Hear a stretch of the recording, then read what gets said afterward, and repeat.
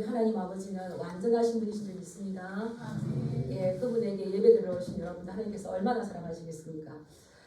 그런데 우리가 살다 보면 이렇게 위기들을 만날 때가 참 많이 있어요. 산 하나 넘으면 이제 되겠지 그랬는데 산 넘고 산에 터널 하나 지나고 나면 그 다음에 또 터널이 이렇게 올 때에 우리는 어떻게 그러한 일들을 극복할 수가 있겠는가? 어떻게 하시렵니까? 따라하겠습니다. 말씀이 뭐랬는지 말씀으로 가야 된다. 예, 그때 다른 것들이 아니라 예수님께서는 어떻게 원하실까? 말씀은 뭐라고 했는가? 이제 말씀으로 찾아가야 되는 거죠. 오늘 우리가 읽었던 본문에 나오는 다윗은 이 위기 상황 가운데에서 그는 모든 것들을 하나님께 물어서 결정하는, 이게 이제 하나님께 묻고 또 묻는 이것이 몸의 습관처럼 배인 사람인 것 같아요. 위기 상황 가운데서도 하나님 앞에 기도하고 또 기도할 때 구체적으로 기도했을 때에 하나님께서는 입이 있어 말씀하시고 눈이 있어 보시고 귀가 있어 들으시는 분인 줄 믿습니다. 예, 그 하나님을 신뢰했던 사람이 다윗인데 다윗이 어렵고 힘들 때에 어떻게 그 문제들을 극복했는지 배우면서 오늘 또 우리에게 주신 하나님의 말씀 들을 수가 있는 거죠. 이 다윗은 오래전에 사무엘 선지자로부터 기름 부어서 왕으로 선택을 받았어요. 근데 그의 삶은 여전히 힘든 삶이었습니다. 그래서 이제 이스라엘 전체의 왕이 되지 못하고 약 7년 6개월 동안 그냥 한 지역에서 헤브론에서 왕이 되었어요. 근데 오늘 본문에 보면 이제 사울 왕도 죽고 요나단도 죽고 이스라엘 백성들이 생각하니까 우리를 블레셋 손에서 구해줄, 지켜줄 보호자 왕이 필요한데 사울도 죽고 요나단도 죽고 없어요. 그래서 이제 남은 건 다윗밖에 없네. 다윗이 우리를 블레셋에서 정확하게 지켜주는 왕이 될 수 있겠다. 그래서 이스라엘 전체가 다윗을 왕으로 추대하는 날이었어요. 그래서 이제 왕으로 등극하게 되는 거죠. 이러한 놀라운 날, 이러한 이제 중요한 날에 이제 큰 위기가 찾아옵니다. 왜냐하면 이 블레셋이라는 나라가 이스라엘에 쳐들어오는데 블레셋은 다윗을 잘 알았어요. 그래서 다윗이 이스라엘의 왕이 되고 부강한 왕이 되고 견고하게 뿌리를 내리면 자기들이 위험할 것을 알고 초판에 순을 잘라야지. 뿌리 내리기 전에 저 다윗 왕국을 초토화시켜야지. 이러한 마음을 가지고 이 기회를 찾아서 틈새 작전으로 공격해 옵니다. 그런데 참 수많은 대군을 이끌고 와요.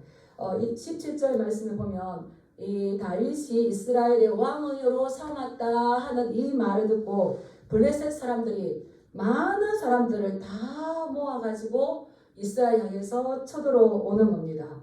얼마나 많은 사람들이 왔냐면 르바임 골짜기에 가득해서서 그 골짜기를 가득 메웠어요. 지금 이렇게 긴장된 날이 있는데 지금 이때는 어느 때라고요? 다윗이 왕이 되어서 가장 기쁜 날, 가장 영광스러운 날. 이때에 사단은 그 틈을 놓치지 않고 공격해 오는 겁니다. 그때에 다윗은 요새로 내려갔어요. 이제 싸우기 위해서 요새로 내려갔는데 이스라엘 백성들은 지금 다윗이 그전에는 전체적인 왕으로 추대를 못 받았어요. 왜냐하면 누구의 편도 있는 겁니까? 사울 편. 예. 그래서 다윗이 전체적으로 왕이 되려면 북쪽에 있는 베냐민 여러 지파들도 같이 연합을 해서 왕이 되어야 되는데 지금 이 블레셋이 쳐들어왔을 때에 다윗이 승리하지 못하면 이스라엘 백성들이 뭐라고 할까요? 우리가 왕으로 뽑았던 다윗도 별거 없네. 다윗이 왕이 되는 걸 생각해 봐야 되겠다. 이렇게 되겠죠. 또 블레셋 사람들이 본다면 다윗을 지금 우리가 이겨버리면 이스라엘이 분열될 수 있는 거예요. 이런 절대 이 아주 위기 가운데 있을 때에 다윗이 얼마나 마음으로 두렵고 떨리고 또 한편으로 보면은 낙심할 수도 있을 것 같은데 지금 이 최고의 위기 가운데 다윗은 하나님 앞에 나아가서 뭐합니까? 네, 기도. 다른 어떤 것이 아니라 하나님 이제 제가 7년 6개월 동안 계속 이스라엘 땅을 제대로 밟아보지 못했다가 이제 본토에 들어왔는데 조금 살만한데 왜 이러십니까? 원망할 수도 있고 또 블레셋이 대군을 다 이끌고 르바임 그 골짜기에 가득했을 때에 얼마나 이제 두려웠겠어요. 아직 정확하게 충성을 맹세하게 됐지만 정확하게 내 편이 다 없는 이런 때에 힘들었겠지만 다윗은 어떠한 것들이 아니라 하나님 앞에 여쭈었어요. 어떤 불평하거나 원망하거나 낙심하거나 우리가 이스라엘 백성들이 다 모아라 어떤 군사를 정비하거나 그런 것이 아니라 다윗은 놀랍게도 기도했다는 겁니다. 기도보다 앞서지 않을 것이다. 하나님의 뜻보다 앞서지 않을 것이다. 왜 기도했을까요? 이 전쟁 가운데에서 하나님의 뜻을 알기를 원했던 거예요. 하나님께서 어떻게 이 뜻들을 이루기를 원하시는지 하나님의 계획이 어떠한지를 알기를 원했죠. 그런데 다윗은 어떤 사람입니까? 전쟁의 군대 장관이었어요. 예, 그 어릴 때에 골리앗을 무너뜨렸던 사람이고 가는 곳마다 승리하는 그런 군대 장관이었는데 지금은 권력까지 주어졌어요. 왕이 되었어요. 그렇다면 어떻게 되겠습니까?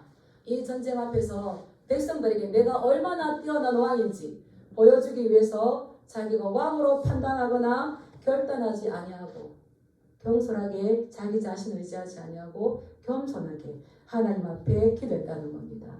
우리 예수님께서도 습관을 쫓아 기도하러 동산을 나가셨죠. 베드로, 요한, 야고보가 안전벨을 일으킬 때에 그때가 어떨 때입니까? 습관을 쫓아 성전에 기도하러 갈 때에. 제가 이제 이 습관, 이 기도의 습관이나 이 기도가 몸에 배인 사람 이랬는데 우리 장로님은 따라서 기도의 생활아. 예, 그 위급한 가운데 사람은 자기 본성이 나올 수가 있어요. 근데 계속 기도하고 기도가 습관화가 되고 기도가 생활화가 되는 거죠. 그래서 이 다윗은 참 철저하게 이런 일이 있을 때에도 이게 몸에 배었기 때문에 먼저 뭐 했다는 겁니까? 기도했다는 거죠. 그러니까 기도하면 이제 누가 싸워주시겠습니까? 하나님께서. 기도하면 하나님 응답하실까요? 안 하실까요? 응답하십니다. 예, 큰 문제만 응답하실까요? 뭐 작은 문제만 응답하실까요? 전부 다 응답하실까요? 전부 다 응답하십니다. 하나님은 크냐 작으냐가 중요한 게 아니라 아무리 작아도 하나님께 기도하지 않으면 틈이 생겨요. 그래서 마귀가 틈을 타요. 예, 우리 틈을 잘 메꾸시기 바랍니다. 예, 바울이 그래서 에베소 교회에 뭐라고 했습니까? 마귀라도 틈을 타지 못하도록 해라. 틈새 작전을 가장 잘하는 게 마귀인 것 같아요. 그런데 아무리 큰 문제여도 전쟁이 났다 할지라도 히스기야도 그랬었고요. 이것을 기도할 때에 이제 누가 개입하시는 겁니까? 하나님께서 개입하시는 거죠. 오늘 다윗의 전쟁에도 그렇습니다. 그래서 우리 인생 가운데서는 크고 작은 일들을 만나는 거죠. 여러 가지 사건들을 만나는 거죠. 그런데 그 사건이 얼마나 크냐, 그 문제가 얼마나 크냐가 중요한 게 아니라 내가 그 사건에 대해서, 그 문제에 대해서 어떻게 반응하느냐. 이것이 우리에게는 더 중요한 해답이 될 수가 있는 겁니다. 예, 그래서 우리는 참 인생이 내 마음대로 되지 않는 것 같아요. 사업도 그렇고 우리 건강도 그렇고 예, 우리 자녀들도 그렇고 내 마음대로 된다면 여기 앉아 계실 분 별로 없는 것 같아요. 저도 그런 것 같아요. 그런데 문제가 크냐 작으냐가 중요한 게 아니라 우리는 하나님 아버지의 그 신실하심, 변함없는 그 사랑, 그 약속의 말씀을 붙잡고 그 신실한 하나님 앞에 나가서 기도하느냐 안 하느냐가 이제 우리의 선택의 문제에 달려 있는 거죠. 다윗은 나가서 기도했어요. 아주 구체적으로 기도했어요. 우리 한번 읽어볼까요? 예, 우리 19절 말씀 한번 읽어보겠습니다. 시작. 다윗이 여호와께 여쭈어 이르되 내가 블레셋 사람에게로 올라가니까 여호와께서 그들을 내 손에 넘기시나까 하니 여호와께서 다윗에게 말씀하시되 올라가라 내가 반드시 블레셋 사람을 내 손에 넘기리라 하신지라. 우리 하나님 얼마나 우리가 신실하게 얼마나 하나님을 기대할 수 있게 하시는지 기도하고 여쭈면 분명하게 응답하세요. 다윗이 하나님 내가 블레셋 사람에게로 올라가야 되겠습니까? 올라간다면 하나님께서 그 그들을 내 손에 넘기시겠나이까. 누구의 지금 허락을 기다리고 있는 거예요? 예, 올라가야 되겠습니까? 만약 올라간다면 나는 싸울 힘이 없는데 하나님께서 그들을 내 손에 넘겨주시겠습니까? 하나님께서 이 전쟁에 함께 싸워주시겠습니까? 그렇게 하나님 앞에 뭐 했다고요? 여쭈었다는 거예요. 기도했다는 거예요. 물었다는 거예요. 하나님께서는 입이 있어 말씀하시고 눈이 있어 보시고 귀가 있어 들으신 줄 믿습니다. 예, 뭐라고 하셨다고요? 올라가라. 내가 반드시 블레셋 사람을 네 손에 넘기리라. 올라가라. 좋아. 너 올라가 싸워. 내가 그들을 너의 손에 넘겨주어서 네가 승리할 수 있도록 할 것이다. 예, 이런 아버지의 그 이야기를 간증을 들었던 것 같아요. 솔로몬은 잠언 21장 31절에 뭐라고 했냐면 싸울 날을 위하여 마병을 예비하거니와 이김은 누구에게 있느니라? 여호와께 있느니라. 우리가 잘 싸우기 위해서 마병도 준비하고 군대도 준비하고 하지만 이김은 누구에게 있어요? 여호와께 있어요. 예. 많은 군대들 다 모아가지고 르바임 골짜기에 가득했던 그 블레셋 군대가 있었지만 다윗은 하나님께 기도하였고 말씀하신 대로 명령에 따라서 순종했기 때문에 이제 누가 싸우시는 겁니까? 예, 따라합시다. 너 죽었어. 우리 하나님 아버지가 대신 싸워주실 거야. 예, 나가니까 뭐 대승할 수밖에 없는 거죠. 그래서 이제 나갔는데 우리 20절 보면 여호와께서 물을 흩은 같이 내 앞에서 내 대적을 흩으셨다 하므로 하나님께서 이 다윗 앞에서 블레셋 군대를 물을 흩은 같이 흩어 버리셨다 그러는 거예요. 하나님의 응답받아서 전쟁하러 나갔던 이 다윗은 그냥 쉽게 물리칠 수밖에 없는 거죠. 그래서 그곳 이름을 뭐라고 했다고요? 예, 바알브라심. 바알브라심에 이르러 이렇게 나왔는데 원래 이 지역 이름이 이건 아니었던 것 같아요. 그곳 이름을 바알브라심이라 부르니라. 예, 이 바알브라심의 이름의 뜻이 뭐냐면 바알, 예, 주를 뜻하는 거죠. 근데 브라심이라는 말은 터져 나오다, 파괴하다, 괴멸시키다. 예, 이거 하나님께서 물을 쪼개같이 역대상 14장에 보면 이렇게 명예구절 나오거든요. 거기에 보면 이 역대기 기자가 뭐랬냐면 하나님께서 물을 쪼갠같이 이 대적들을 흩어버리셨다고 그랬어요. 물을 쪼갤 수가 있을까요?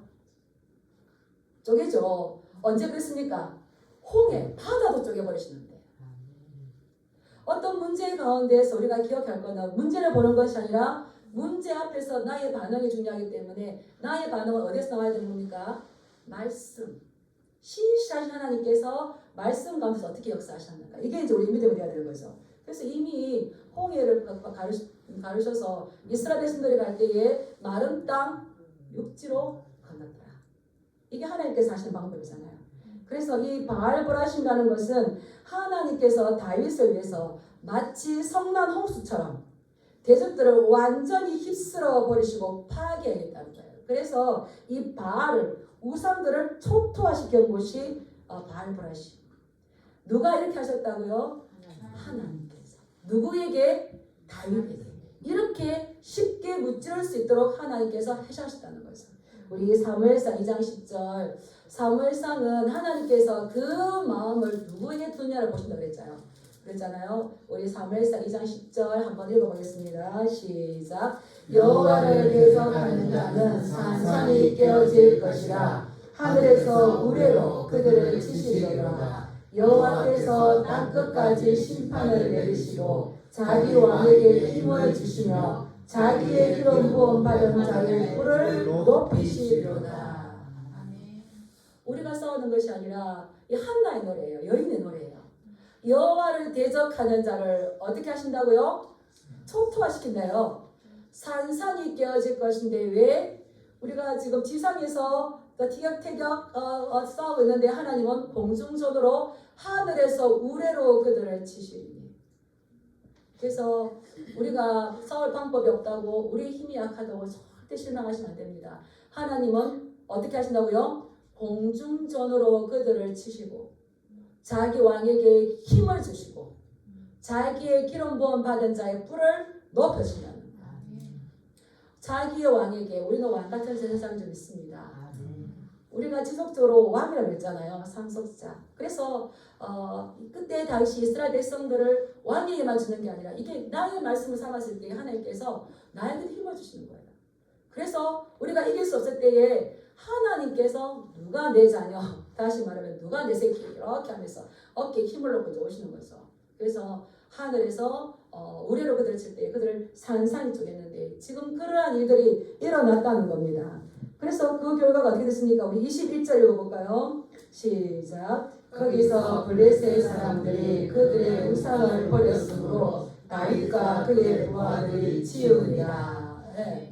뭐 어떻게 구체적으로 했는지는 모르지만 물 흩은 같이 다 흩어버리고 다 썰어버리니까 기대하지 않았던 천의 뜻밖의 일들이 일어나니까 이 블레셋 군대는 얼마나 놀랐는지 혼비백산했는지 막 도망가 버렸는데 뭐를 두고 뭐를 버렸어요?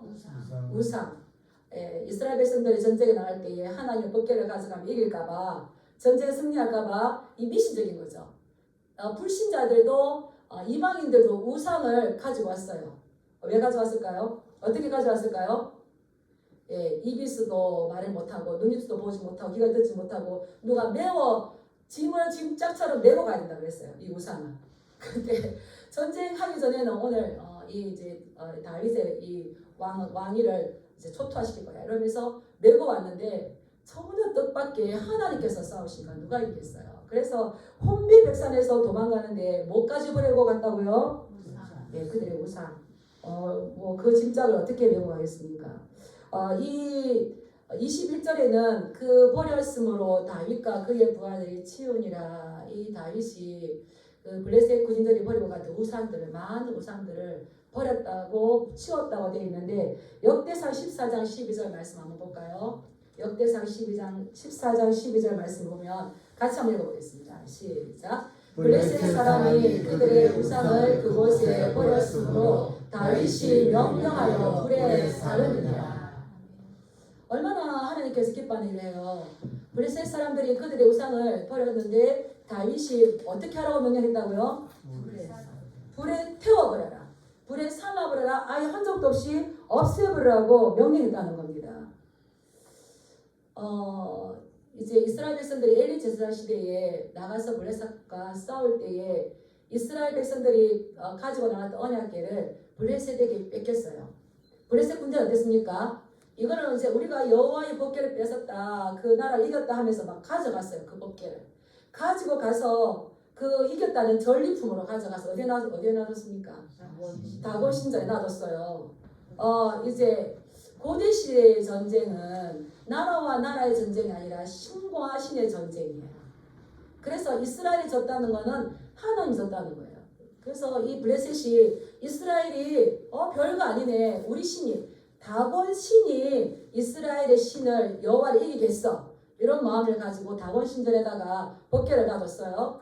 그 뒷날 아침에 가니까 어떻게 되어 있는 겁니까? 언약궤 앞에 법궤 앞에 다곤 신이 땅에 엎드려 얼굴을 딱 밟고 있는 거예요. 그래서 왜 이런 일이 있지, 뭔가 좀 잘못됐는가 보다 세워놓고 갔어요. 그리고 또 뒷날에 또 일찍 와서 보니까 이번에 어떻게 되어 있는 겁니까? 목이 잘려나가, 다곤 신의 목이 잘려나가고 두 손이 묶여가지고 떨어져 나가고 몸뚱이만 댕그랑 있는 거예요. 하나님은 살아계시기 때문에 하나님 임재를 상징하는 법궤는 이방 땅에 갔어도 하나님 스스로 일을 하셨어요. 그러는데 이 지금 블레셋 사람들이 그 많은 것들을 메고 지고 왔겠지만 우상은 헛것이에요. 입에서도 말하지 못하고 눈에서도 보지 못하고 귀에서도 듣지 못하고 누가 메고 가지 않으면 움직일 수도 없어요. 그래서 이 모든 것들을 다 모아가지고 부하들에게 태워버려라, 이렇게 명령한 거죠. 왜 그렇습니까? 따라하겠습니다. 10계명 제1계명 우리 같이 한번 해볼까요? 시작. 너는 나 외에 다른 신들을 내게 두지 마라. 다른 신 하나가 아니라 다른 신들을 너에게 두지 말라. 왜냐하면 나 여호와는 너희 하나님이거든요. 그래서 내게 두지 말라, 이 말은 다 원어로 가보면은 따라해볼까요? 너희 앞에 너희 앞에 너의 옆에. 네가 보는 곳에 어디든지 이러한 우상들은 너에게 두지 말라는 거예요. 그런데 우리나라 개혁 개정에는 번역되지 않았는데 내 하나님의 얼굴 앞에 이걸 두지 말아라. 우상. 지금 너의 앞에 너의 옆에도 두어서도 안 되지만 이미 이 모든 것들을 보고 계시기 때문에 너는 그 어디든지 두지 마는데 누구 앞에? 하나님께서 내 앞에 두지 말라는 거예요. 하나님은 가장 싫어하시는 게 뭡니까? 우상인 거예요. 우상. 예, 그래서 하나님 앞에 이것을 두어서 네가 부끄러움을 당하지 않도록 하라는 말씀이죠. 그런데 다윗은 그러함을 알기 때문에 이 우상들을 다 모아다가 불태워버렸어요. 하나님을 섬기는 우리도 이 우상 숭배에서 결코 자유로울 수가 없습니다. 우상은 뭡니까? 하나님의 자리를 빼앗은 것. 하나님보다 더 우리가 위하는 것. 팀켈러 목사님 그랬잖아요. 가장 오래 가장 간절히 바랄수록 그것이 우상이 되고 있다. 그래서 많은 사람들은 이 우상이 우리가 풍족하면 부유하면은 행복해질 것이라고 생각했는데 저는 가끔 그런 말을 들어요. 예전이 좋았다고. 제가 그때 결혼해서 야 작은 아파트라도 가지면 너무너무 좋을 거 이런 생각을 하고 있을 때에 그때 저희 교회 권사님 그러시더라고요. 아이들을 아파트에 들어와서 방을 하나씩 줬대요. 근데 이 아이들이 꼭 엄마 옆에 와서 그런대요. 엄마 예전에 방 하나에서 서로 모여서 놀던 모여서 같이 있던 그때가 더 좋았다 이렇게 한대요. 저는 그때 이해할 수가 없었어요. 그때는 이해할 수가 없었어요. 근데 지금 다 자기 방을 가지고 있고 아이들 한 방씩 주고 큰 집을 차지하고 있으니까 행복하십니까? 다들 우리는 뭐 어떤 노래 부르고 있습니까? 아 옛날이요. 그때가 좋았어. 예, 그래서 토크비를 우리가 한번 읽었었잖아요. 그러한 것들은 신기루다 신기루. 이 세상의 부실한 낙은 결코 인간의 마음을 채워줄 수 없기 때문입니다.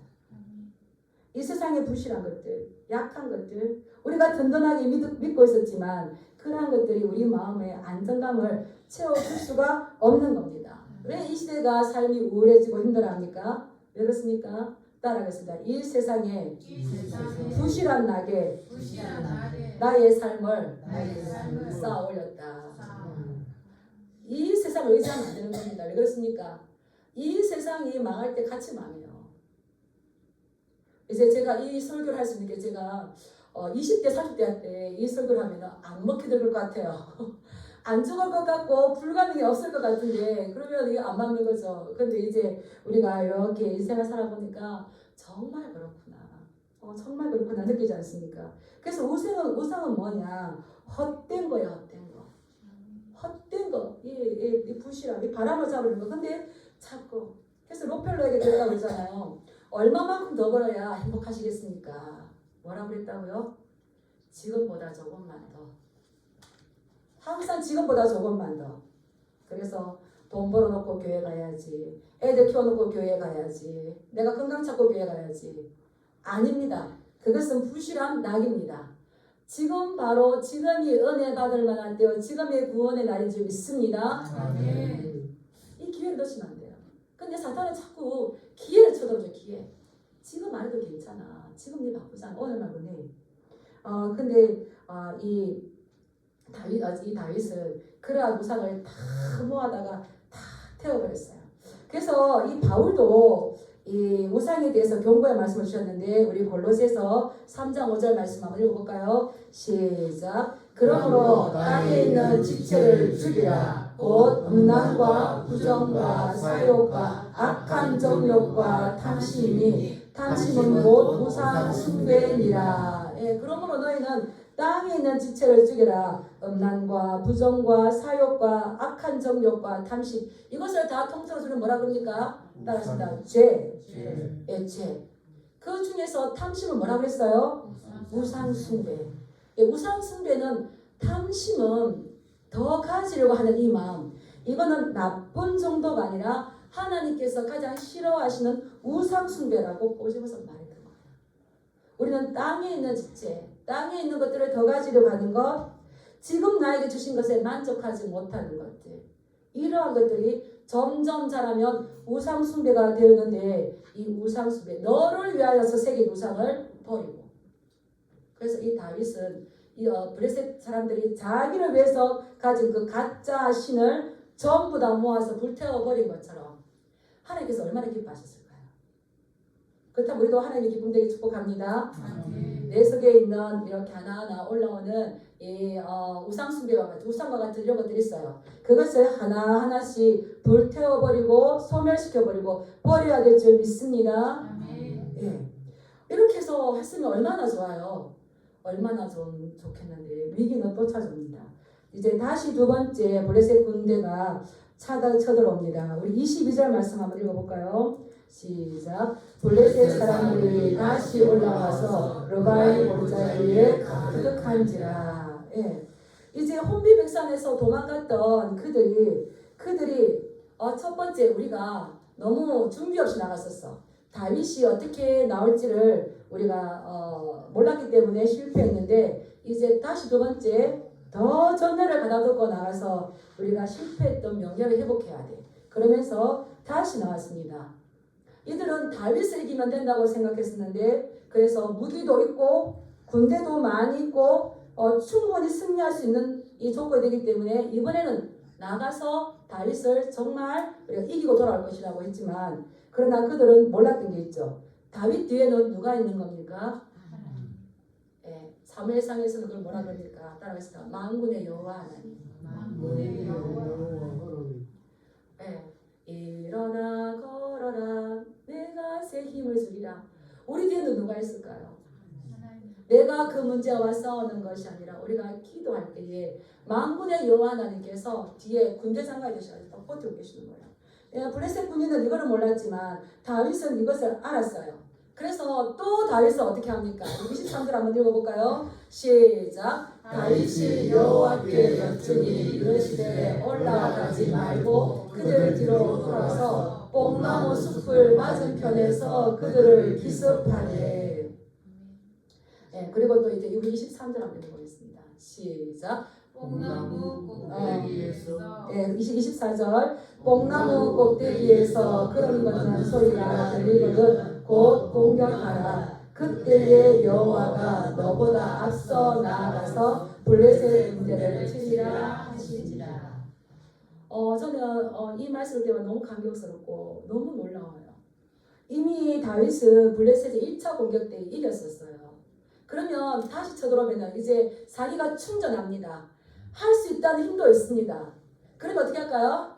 나를 따르라 하고 갈 것 같은데 그러한 모든 이제 자기의 왕권도도 확립이 되었고 자기도 충전한데 그런데 그때도 뭐 하는 겁니까? 다윗이 여호와께 여쭈니. 얼마나 감동스럽습니까? 다윗이 하나님께 또 기도했어요. 우리는 어떤 문제들 가운데 어떤 일들 가운데에 하나님 앞에 기도했으면 됐지. 이만큼 기도했으면 됐지. 그러고 하나님의 뜻을 세밀하게 구체적으로 묻고 하나님을 일하시게 하기보다는 어떻습니까? 이번에는 내 차례야. 이번엔 내가 할 거야. 그런데 이 다윗은 그러지 않았어요. 자기가 결정할 수 있는 것을 하나님 앞에 올려드리고 또 다윗은 기도했어요. 어떻게 할까요? 그럴 때에 하나님께서 아가미큐레라 이렇게 안 하잖아요. 아가미큐레라 이렇게 안 하잖아요. 뭐라 그럽니까? 이제는 그 블레셋 군인들이 이제 우리가 태세를 가지고 함호를 부리고 전면전으로 한번 나가보자. 이렇게 하는 걸 누가 할까요? 하나님께서 아시고 전면전으로 공격하는 것이 아니라 뭐라고 했어요? 뽕나무 뒤로 가라, 뒤로. 이렇게 하나님께서 계획하고 있는데 똑같이 나갔다면 이 다윗은 졌겠죠. 근데 다윗은 기도했어요. 기도하니까 하나님께서는 올라가라고 했습니까? 올라가지 말라고 했습니까? 하나님 또 올라갈까요? 이제는 힘이 생겼어요. 더 잘할 수 있어요. 올라갈까요? 가 아니고 다윗은 하나님께서 뭐라 하셨다고요?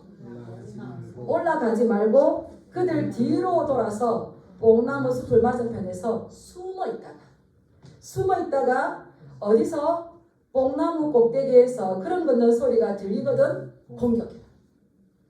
그래서 이 다윗 다윗은 숨어 있다가 그 뭐 이제 또 다윗이 세웠던 뭐 장관들이 있겠죠. 군인들이 있겠죠. 뭐라 그랬습니까? 아니 장군님 우리가 나가서 칩시다 하겠지만 다윗은 누구의 말씀 들었다는 겁니까? 하나님의 말씀이에요. 뽕나무 꼭대기에서 그런 듣는 소리가 들리거든. 그래서 숨어서 무슨 소리 들어야 되는 겁니까? 뽕나무에서 꼭대기에서 그런 듣는 소리. 직접 하는 거죠. 그렇게 들릴 때에 공격해라. 그리하면 여호와가 너보다 앞서 나아가서 블레셋 군대를 칠 것이다. 그러나 그리하지 않으면 너는 블레셋 사람을 네가 싸워서 해야 되겠는데 그 많은 군대를 어떻게 이기겠습니까? 우리 끝까지 승리할 수 있는 비결은 하나님의 말씀을 듣고 알 뿐만 아니라 끝까지 그 말씀에 순종해야 되는 거예요. 다윗은 어떻게 이 위기를 극복했습니까? 기도했을 뿐만 아니라 받았을 뿐만 아니라 끝까지 나갔다는 거죠. 그래서 우리는 이게 이제 겸손인 거예요. 우리는 나의 경험도 있고 내가 해왔던 어떤 그런 업적도 있고 그렇기 때문에 우리는 나도 모르게 나를 의지할 수가 있는데 기도의 생활아, 기도의 습관아. 그랬을 때는 이런 어려운 문제가 나왔을 때는 그 사람 반드시 무릎 꿇는 줄 믿습니다. 사단은 우리를 조급하게 하고 흥분하게 하고 두렵게 합니다. 그러나 하나님께서는 차마 잠잠히 기다리라고 말씀하십니다. 한번 따라해 볼까요? 조급함을 버리고 하나님께 묻고 명령에 순종하면 후회가 없다. 네. 삼가 조심하라죠.